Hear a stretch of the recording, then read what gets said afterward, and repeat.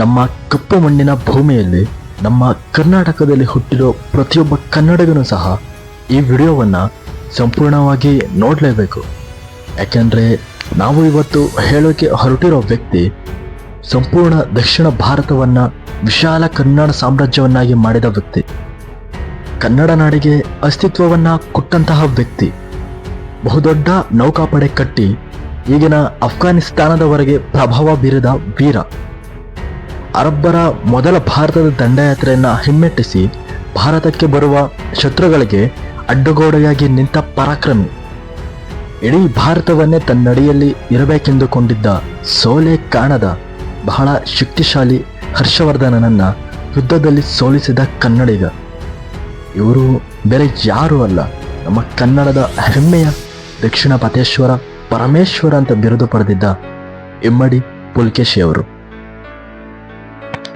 ಈ ವಿಡಿಯೋದಲ್ಲಿ ಮುಂದುವರೆಯೋದಕ್ಕೂ ಮೊದಲು ದಯವಿಟ್ಟು ನಮ್ಮ ಸ್ಟೋರಿ ವಿತ್ ಬುಲ್ ಚಾನಲ್ನ ಸಬ್ಸ್ಕ್ರೈಬ್ ಮಾಡಿ ನಮ್ಮನ್ನು ಬೆಂಬಲಿಸಿ. ಇಮ್ಮಡಿ ಪುಲಕೇಶಿ ಇವರ ಬಾಲ್ಯದ ಹೆಸರು ಏರಯ್ಯ. ಕ್ರಿಸ್ತಶಕ 540ರಿಂದ 757ರವರೆಗೆ ಆಳಿದ ಬಾದಾಮಿ ಚಾಲುಕ್ಯರು ಕನ್ನಡಕ್ಕೆ ಬಹುದೊಡ್ಡ ಕೊಡುಗೆಯನ್ನು ಕೊಟ್ಟಿದ್ದಾರೆ. ಸುಮಾರು 250 ವರ್ಷಗಳ ಕಾಲ ಇಡೀ ದಕ್ಷಿಣ ಭಾರತವನ್ನು ಕನ್ನಡ ಸಾಮ್ರಾಜ್ಯವಾಗಿ ಕಟ್ಟಿ ಆಳಿದ್ದಾರೆ.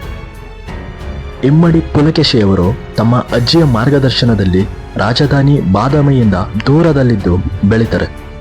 ಆಗ ಬಾಲ್ಯದಲ್ಲಿ ಪುಲಕೇಶಿಯವರಿಗೆ ತಮ್ಮ ಚಿಕ್ಕಪ್ಪನ ವಿರುದ್ಧ ಯುದ್ಧ ಮಾಡಬೇಕಾಗಿ ಬರುತ್ತೆ. ಸಿಂಹಾಸನಕ್ಕೋಸ್ಕರ ತಮ್ಮಲ್ಲೇ ಯುದ್ಧ ಮಾಡೋ ಪರಿಸ್ಥಿತಿ ಎದುರಾಗುತ್ತೆ. ಚಾಲುಕ್ಯ ಕುಲತಿಲಕ ಅಂತ ಕರೆಸಿಕೊಳ್ತಿದ್ದ ಮಂಗಳೇಶ ಸಿಂಹಾಸನದ ಆಸೆಗಾಗಿ ತನ್ನ ಅಣ್ಣನ ಮಗನನ್ನೇ ಸಾಯಿಸೋಕೆ ಯತ್ನಿಸ್ತಾರೆ. ಆಗ ಪುಲಕೇಶಿಯವರು ತಮ್ಮ ರಾಜ್ಯ ಬಿಟ್ಟು ಈಗಿನ ಕೋಲಾರದ ಬಳಿ ಇದ್ದ ಬನ ಎಂಬ ರಾಜನೊಂದಿಗೆ ಸ್ನೇಹ ಮಾಡಿ ಅಲ್ಲೇ ಇದ್ದು ತಮ್ಮ ಸೇನೆಯನ್ನ ಕಟ್ತಾರೆ. ಅವರು ಪ್ರೌಢಾವಸ್ಥೆಗೆ ಬಂದಾಗ ಕ್ರಿಸ್ತಶಕ 610ರಲ್ಲಿ ಈಗಿನ ಆಂಧ್ರ ಪ್ರದೇಶದ ಅನಂತಪುರದಲ್ಲಿ ತಮ್ಮ ಚಿಕ್ಕಪ್ಪ ಮಂಗಳೇಶನ ವಿರುದ್ಧ ಯುದ್ಧ ಮಾಡಿ ಗೆಲ್ತಾರೆ. ಮಂಗಳೇಶನನ್ನ ಹತ್ಯೆ ಮಾಡ್ತಾರೆ. ಈ ಮೂಲಕ ತಮಗೆ ಸುಲಭವಾಗಿ ಬರಬೇಕಾದ ರಾಜ್ಯವನ್ನ ಯುದ್ಧ ಮಾಡಿ ಪಡ್ಕೋತಾರೆ. ಈ ಸಮಯದಲ್ಲೇ ಅವರು ತಮ್ಮ ಹೆಸರನ್ನ ಇಮ್ಮಡಿ ಪುಲಕೇಶಿಯಾಗಿ ಬದಲಾಯಿಸಿಕೊಳ್ತಾರೆ. ನಿಜವಾದ ಸವಾಲು ಇಲ್ಲಿಂದ ಆರಂಭ. ಹೌದು, ಮಂಗಳೇಶನ ವಿರುದ್ಧ ಯುದ್ಧ ಗೆದ್ದು ತಮ್ಮ ಸಾಮ್ರಾಜ್ಯವನ್ನು ವಿಸ್ತರಿಸಿಕೊಳ್ಳೋಣ ಅಂದುಕೊಂಡಿದ್ದ ಪುಲಕೇಶಿಯವರಿಗೆ ಎದುರಾದ ಮೊದಲ ಸವಾಲು ರಾಷ್ಟ್ರಕೂಟರ ಸಾಮಂತರಾಗಿದ್ದ ಬಿಜಾಪುರದ ಅಪ್ರಾಯಕ ಮತ್ತು ಗೋವಿಂದ. ಇವರು ಮಂಗಳೇಶನ ಆಪ್ತರಾಗಿದ್ದರು. ಇಮ್ಮಡಿ ಪುಲಕೇಶಿಯವರು ಮಂಗಳೇಶನನ್ನ ಯುದ್ಧದಲ್ಲಿ ಕೊಂದ ವಿಷಯ ತಿಳಿದು ಪುಲಕೇಶಿಯವರ ಮೇಲೆ ಯುದ್ಧಕ್ಕೆ ನಿಂತೇ ಬಿಟ್ರು. ಈ ಯುದ್ಧ 2 ವಾರಗಳ ಕಾಲ ಭೀಮಾ ತೀರದಲ್ಲಿ ನಡೆಯುತ್ತೆ. ಯುದ್ಧ ಸೋಲ್ತಿದೆ ಅಂತ ತಿಳಿದ ಅಪ್ರಾಯಕ ಓಡೋಗ್ತಾನೆ. ಗೋವಿಂದರನ್ನ ಸೆರೆಹಿಡಿಯಲಾಗುತ್ತೆ. ಈ ವಿಜಯದ ಗುರುತೆ ಐಹೊಳೆಯಲ್ಲಿರುವ ವಿಜಯ ಸ್ತಂಭ. ಪುಲಕೇಶಿಯವರು ನಂತರ ತಮ್ಮ ಸಾಮ್ರಾಜ್ಯ ವಿಸ್ತರಣೆಗೆ ಮುಂದಾಗ್ತಾರೆ. ಮೊದಲು ಕದಂಬ ರಾಜನನ್ನ ಸೋಲಿಸಿ ಬನವಾಸಿಯನ್ನ ವಶಪಡಿಸಿಕೊಳ್ತಾರೆ. ನಂತರ ತಲಕಾಡಿನ ಗಂಗರು, ಕೊಂಕಣದ ಮೌರ್ಯರು, ದಕ್ಷಿಣ ಕನ್ನಡದ ಅನೂಪರನ್ನು ಸೋಲಿಸಿ ಅವರ ರಾಜ್ಯವನ್ನು ವಶಪಡಿಸಿಕೊಳ್ತಾರೆ. ಹಾಗೂ ಸೋತ ರಾಜರು ಇವರ ಸಾಮಂತರಾಗ್ತಾರೆ. ನಂತರ ಇವರು ಹೊರಟಿದ್ದು ಪಲ್ಲವ ರಾಜ್ಯದ ಕಡೆಗೆ. ಪಲ್ಲವ ರಾಜ 1ನೇ ಮಹೇಂದ್ರ ವರ್ಮನ್ ಕಂಚಿಯನ್ನ ಆಳ್ತಿರ್ತಾನೆ. ಆಗ ಪಲ್ಲವ ರಾಜ್ಯ ಕೂಡ ಬಲಿಷ್ಠವಾಗೇ ಇತ್ತು. ಆದರೆ ಚಾಲುಕ್ಯರಿಗೆ ಗಂಗರ ದೊರೆ ದುರ್ಬಿನಿತನ್ ಮತ್ತು ಪಾಂಡ್ಯ ರಾಜ ಜಯಂತವರ್ಮನ್ ಸಹಕಾರ ನೀಡ್ತಾರೆ. ಪಲ್ಲವರ ರಾಜಧಾನಿ ಕಂಚಿಯಿಂದ ಕೇವಲ 25 ಕಿಲೋಮೀಟರ್ ದೂರದಲ್ಲಿದ್ದ ಪಲ್ಲನೂರಿನ ಬಳಿ 2 ಸೇನೆಗಳ ನಡುವೆ ಭೀಕರ ಯುದ್ಧ ಆಗುತ್ತೆ. ಮಹೇಂದ್ರ ವರ್ಮನ್ ಚಾಲುಕ್ಯರ ಮುಂದೆ ಸೋಲನ್ನು ಒಪ್ಪಿಕೊಳ್ಳಲೇಬೇಕಾಗುತ್ತೆ. ಆದರೆ ಆ ಸೋಲಿನ ನಂತರವೂ ಕೂಡ ಅವರು ತಮ್ಮ ರಾಜಧಾನಿಯಾದ ಕಂಚಿಯನ್ನು ಯಶಸ್ವಿಯಾಗಿ ಉಳಿಸಿಕೊಳ್ತಾರೆ. ಈ ವಿಜಯದ ನಂತರ ಇಮ್ಮಡಿ ಪುಲಕೇಶಿಯವರಿಗೆ ದಕ್ಷಿಣ ಪತೇಶ್ವರ ಎಂಬ ಬಿರುದು ಬರುತ್ತೆ. ನಂತರ ಉತ್ತರ ಭಾರತದ ಗುಜರಾತ್ವರೆಗೂ ತಮ್ಮ ಸಾಮ್ರಾಜ್ಯವನ್ನು ವಿಸ್ತರಿಸ್ತಾರೆ. ತನ್ನ ತಮ್ಮ ವಿಷ್ಣುವರ್ಧನನನ್ನ ವ್ಯಂಗ್ಯ ರಾಜನನ್ನಾಗಿ ಮಾಡ್ತಾರೆ. ಇಷ್ಟೆಲ್ಲ ನಡೆದ್ಮೇಲೆ ಇಮ್ಮಡಿ ಪುಲಕೇಶಿಯವರ ಪರಾಕ್ರಮ ಇಡೀ ದೇಶಕ್ಕೆ ತಿಳಿದದ್ದು ಆ ಒಂದು ಭೀಕರ ಯುದ್ಧದಿಂದ. ಉತ್ತರ ಪತೇಶ್ವರ ಅಂತ ಬಿರುದು ತಗೊಂಡಿದ್ದ ಹರ್ಷವರ್ಧನ ಇಡೀ ಭಾರತವನ್ನೇ ತನ್ನದಾಗಬೇಕು ಅನ್ನೋ ದುರಾಸೆಯಿಂದ ದಕ್ಷಿಣ ಭಾರತಕ್ಕೆ ದಂಡೆತ್ತಿ ಬರ್ತಾನೆ. ಇವನಿಗಿದ್ದ ಬಲ, ಇವನ ಸೈನ್ಯ ಮತ್ತು ಒಂದು ಯುದ್ಧ ಸೋಲದ ಆತ್ಮವಿಶ್ವಾಸ. ಕ್ರಿಸ್ತಶಕ 618-19 ಅವಧಿಯಲ್ಲಿ ದಕ್ಷಿಣವನ್ನು ಗೆಲ್ಲಲೇಬೇಕಂತ ನರ್ಮದಾ ನದಿಯ ತೀರದಲ್ಲಿ ತನ್ನ ಸೇನೆಯ ಜೊತೆ ಬೀಡು ಬಿಡ್ತಾನೆ. ಈ ವಿಷಯ ತಿಳಿದ ಇಮ್ಮಡಿ ಪುಲಕೇಶಿ ಸಿಡಿದೇಳುತ್ತಾರೆ. ಹರ್ಷವರ್ಧನನ ದಕ್ಷಿಣ ಭಾರತದ ಆ ಆಸೆಗೆ ಅಡ್ಡಲಾಗಿ ನಿಲ್ತಾರೆ. ಚಾಲುಕ್ಯರ ಸೇನೆಗಿಂತ ಹರ್ಷವರ್ಧನನ ಸೇನೆ 3 ಪಟ್ಟು ದೊಡ್ಡ ಇರುತ್ತೆ.